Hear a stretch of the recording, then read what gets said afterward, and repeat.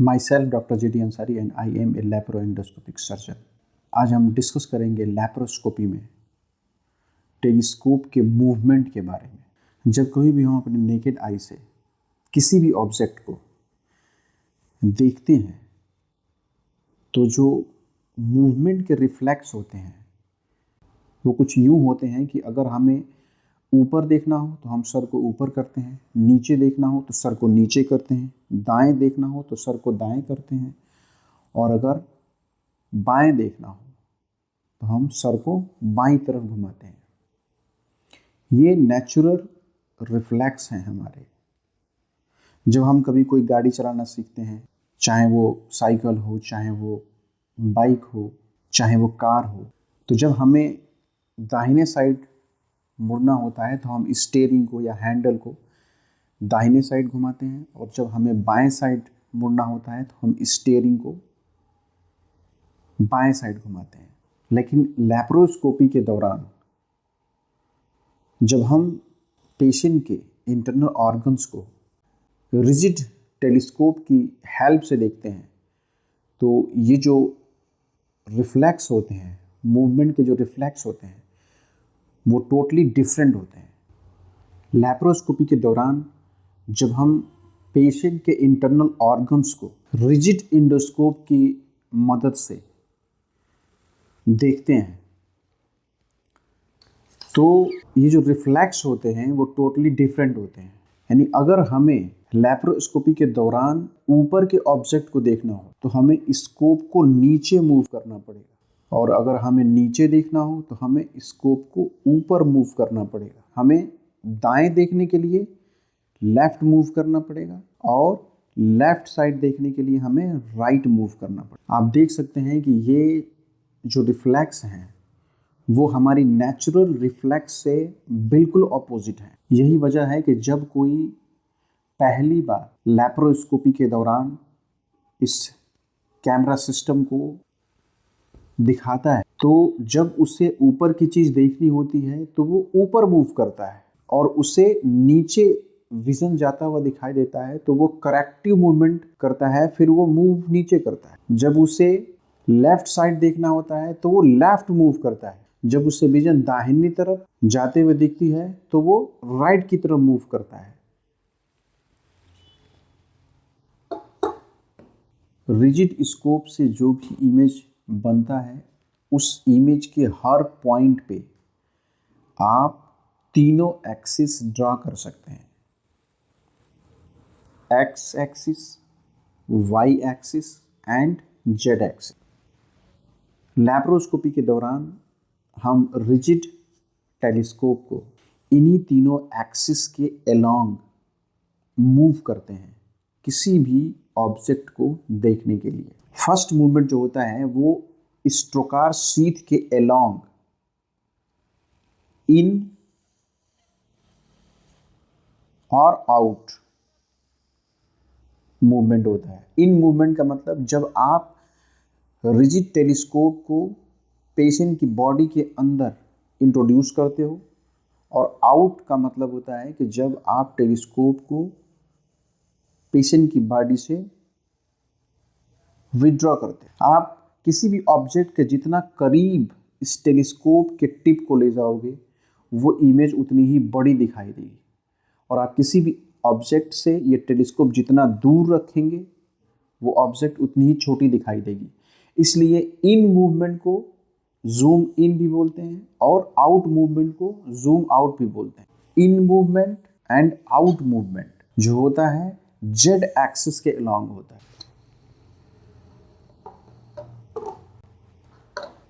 X axis के along right और left, और वाई एक्सिस के अलोंग अप एंड डाउन। जो मूवमेंट होते हैं उनके लिए ज़रूरी है कि कोई एक रिजिड बेस हो जो पिवोट की तरह काम कर सके, और ये रिजिड बेस लैप्रोस्कोपिक सर्जरी में ट्रोकार शीथ करती है। जब हम पेशेंट की बॉडी में ट्रोकार इंट्रोड्यूस करते हैं और फिर उस ट्रोकार के अंदर से रिजिड टेलीस्कोप इंट्रोड्यूस करते हैं तो एक्स एक्सिस के अलोंग जो मूवमेंट होती है either it will be right movement और it will be left movement. अब आप देख सकते हैं कि अगर आपको राइट की चीज़ देखनी हो, तो आपको कैमरे को मूव करना पड़ेगा लेफ्ट में, और अगर आपको लेफ्ट की चीज़ देखनी हो तो कैमरे को मूव करना पड़ेगा राइट में। बिल्कुल ठीक ऐसे ही अगर आपको ऊपर की कोई चीज़ देखनी हो तो आपको कैमरे को डाउन मूव करना पड़ेगा, और अगर आपको कोई नीचे की चीज़ देखनी हो तो कैमरे को अप मूव करना पड़ेगा। यानी एक्स एक्सिस के along right left, Y axis के अलोंग अप डाउन।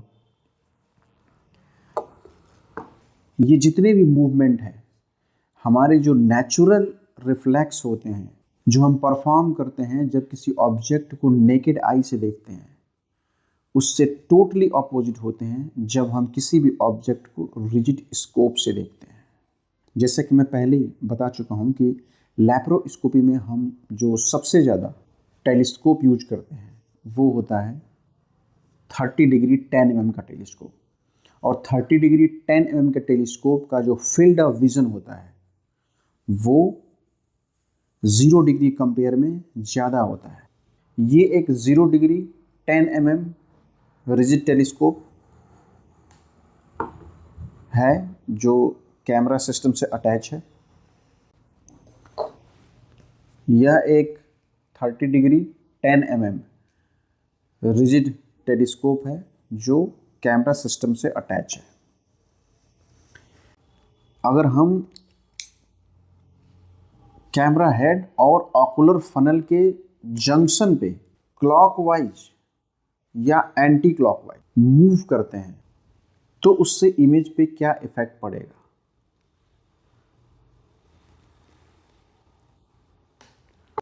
अगर लैप्रोस्कोपी के दौरान आप 30 डिग्री टेलीस्कोप 10 mm 5 mm का इस्तेमाल कर रहे हैं तो जब आप कैमरा हेड और ऑकुलर फनल के जॉइंट पे उसे रोटेट करेंगे क्लॉकवाइज या anti clockwise, either completely down और कंप्लीटली अप, तो आपको फील्ड ऑफ विजन में चेंज मिलेगा। अगर आपका टेलीस्कोप 0 डिग्री का है, आप इसका इस्तेमाल कर रहे हैं, तो कैमरा हेड और ऑकुलर फनल के जंक्शन पे ये जो clockwise anti clockwise completely down completely up से फील्ड ऑफ विजन पे कोई फर्क नहीं पड़ेगा। ये चाहे कहीं पे भी हो, फील्ड ऑफ विजन में कोई तब्दीली नहीं आएगी। This is the basic difference. यानी कैमरा हेड और ऑकुलर फनल के जॉइंट पे जो क्लॉकवाइज एंटी क्लॉकवाइज मूवमेंट का जो इम्पोर्टेंस है वो सिर्फ तभी है जब आप टेलीस्कोप 30 डिग्री का इस्तेमाल कर रहे हैं। इससे फ़ायदा क्या होता है? 0 डिग्री टेलीस्कोप को अगर आप 0 डिग्री टेलीस्कोप को इंट्रोड्यूस करने के बाद उसको लेफ़्ट साइड मूव करते हैं, फिर आप इसको रोटेट करते हैं, तो आपको कोई एक्स्ट्रा फील्ड ऑफ विजन नहीं मिलेगा। लेकिन अगर आप 30 डिग्री टेलीस्कोप इस्तेमाल कर रहे हो और कैमरे को आप राइट साइड मूव करने के बाद अगर इसको रोटेट करोगे तो आपको एक्स्ट्रा फील्ड ऑफ विजन मिलेगा। अगर आप स्कोप को डाउन कर दें और फाइबर ऑप्टिक केबल को बिल्कुल नीचे कर दें तो आपको पूरी की पूरी रूफ दिखाई देगी। ये जो एक्स्ट्रा बेनिफिट है वो सिर्फ 30 डिग्री टेलीस्कोप में ही आपको मिलेगा। अगर आप 0 डिग्री टेलीस्कोप इस्तेमाल करेंगे तो रोटेट करने पे आपको कोई एक्स्ट्रा फील्ड ऑफ विजन नहीं मिलेगा। आप अगर कैमरे को अपवर्ड डायरेक्शन में ले जाएंगे और फाइबर ऑप्टिक केबल को बिल्कुल अप कर देंगे तो आपको पूरा का पूरा फ्लोर दिखाई देगा। एक्स्ट्रा फील्ड ऑफ विजन आप गेन कर सकते हैं फाइबर ऑप्टिक केबल को clockwise anti clockwise completely up completely down करके, और ये एक्स्ट्रा फील्ड ऑफ विजन आपको 0 डिग्री के टेलीस्कोप में रोटेट करने पे नहीं मिलता है।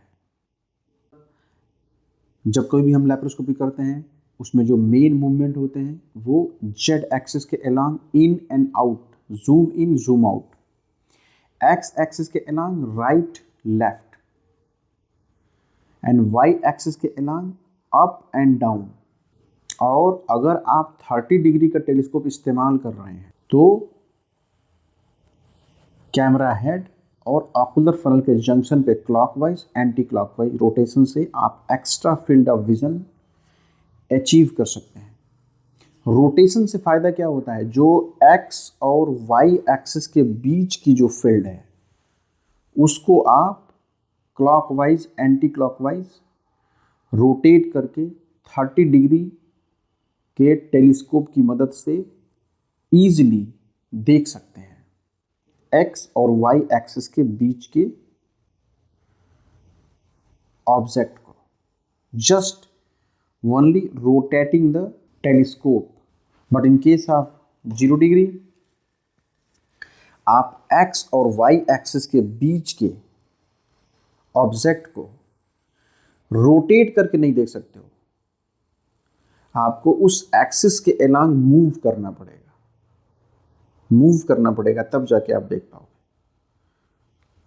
You have to move, if this is a X and this is a Y, and if you want to see object between X and Y, then you have to move camera between the X and Y.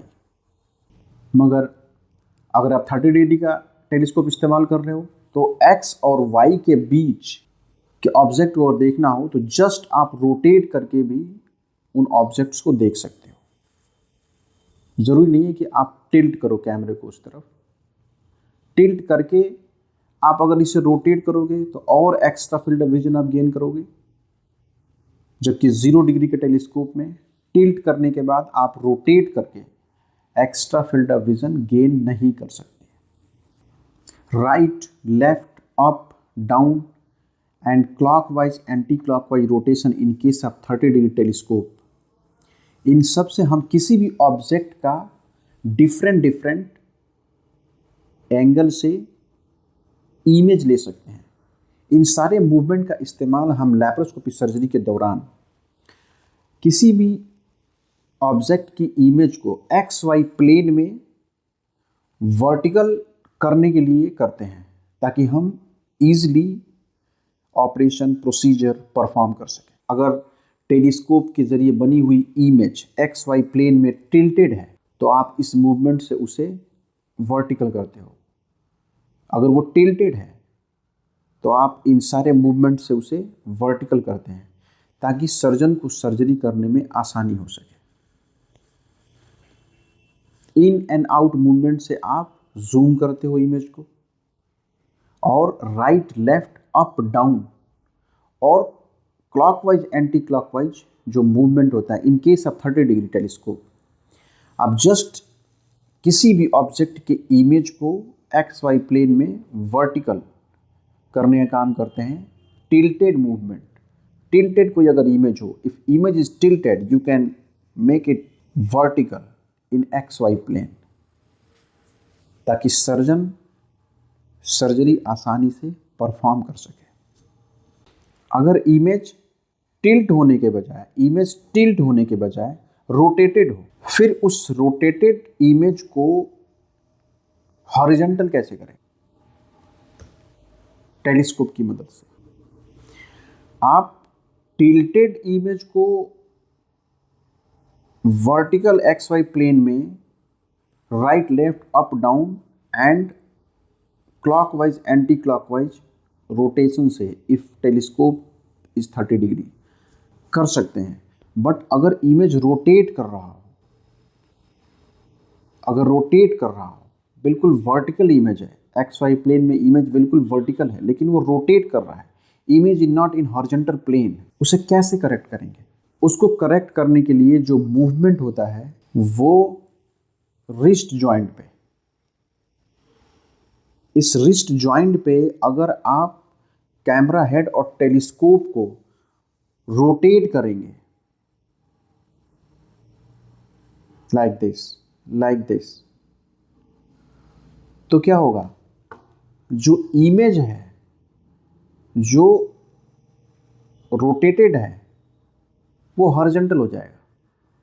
नुकसान क्या होता है, अगर आप camera दिखा रहे हैं और सर्जन सर्जरी परफॉर्म कर रहा है और इमेज रोटेटेड है like this, the image is vertical in X Y plane but not horizontal, तो सर्जन सर्जरी परफॉर्म करते समय अपनी गर्दन को इस तरीके से झुका के करेगा। अगर एक्स वाई प्लेन में इमेज वर्टिकल है बट रोटेटेड है, इट इज नॉट हॉरिजॉन्टल, तो सर्जन अपनी गर्दन को इस तरीके से झुका के परफॉर्म कर सकता है। अगर आपको लगे कि इमेज रोटेट कर रही है, अगर इमेज एक्स वाई प्लेन में वर्टिकल है but it is not horizontal, you can move camera slightly and image become horizontal. Image अगर ऐसे है तो आप क्लॉकवाइज करिए, इमेज बिकम हॉरिजॉन्टल। तो रिस्ट जॉइंट पे मूव करके आप पूरे के पूरे इमेज को रोटेट करते हैं। यानी अगर आप इस कैमरे को रोटेट कर दें पूरा, देन व्हाट विल हैपन, अगर किसी भी ऑब्जेक्ट का इमेज आप बना रहे हो, किसी आदमी का इमेज आप बना रहे हो, उसका सर ऊपर है और पैर नीचे है, और अगर आप इस कैमरे को फुल्ली रोटेट कर दो, देन व्हाट विल हैपन, उस आदमी का सर नीचे और पैर ऊपर दिखाई देगा। तो रिस्ट जॉइंट पे कैमरा हेड और टेलीस्कोप का कंप्लीट रोटेशन पूरे के पूरे इमेज को रोटेट करता है, उसकी एक्सिस जो होती है उसको रोटेट करता है।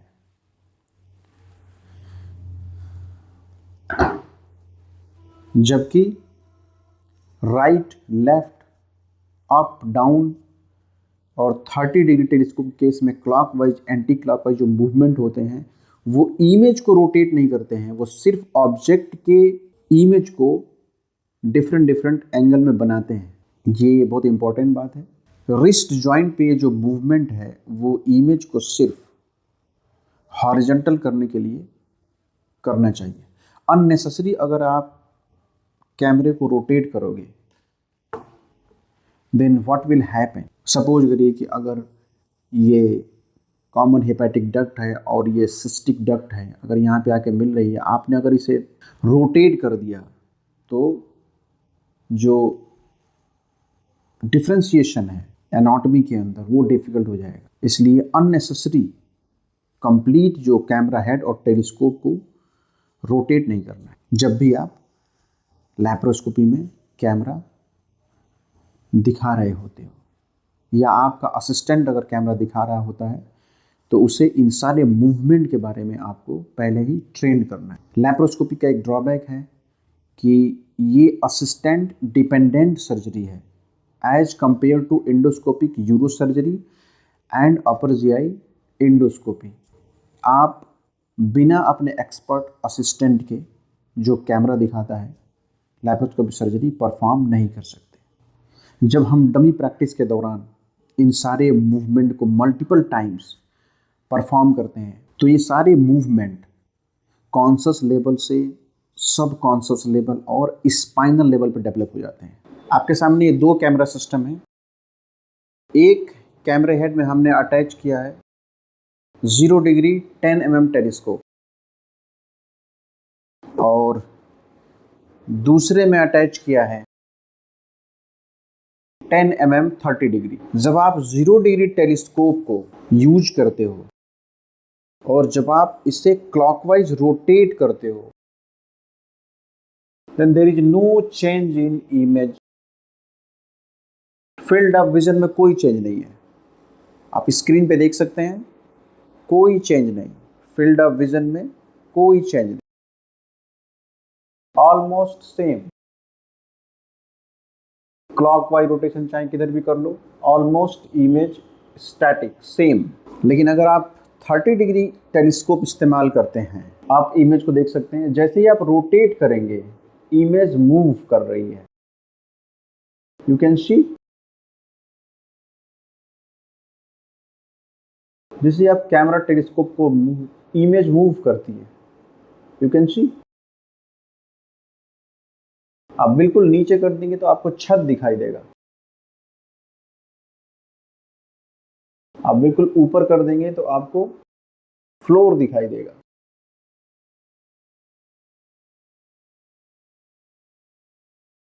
ये जो क्लॉकवाइज और एंटी क्लॉकवाइज रोटेशन से एक्स्ट्रा फील्ड ऑफ विजन आपको मिल रहा है, वो सिर्फ 30 डिग्री टेलीस्कोप में पॉसिबल है।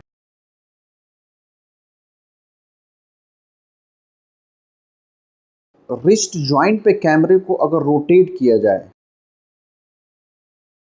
then complete image will be inverted। ये इमेज बिल्कुल इन्वर्ट हो गई, आप देख सकते हो इमेज बिल्कुल invert. Now again see like this.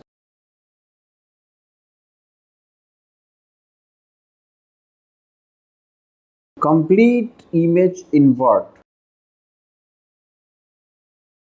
Up movement, down movement, right movement, left movement, out, in. I hope आपको ये बात समझ में आई होगी। Our center is fully dedicated for laparoendoscopic procedures.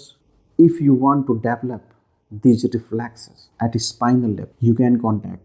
Thank you for watching.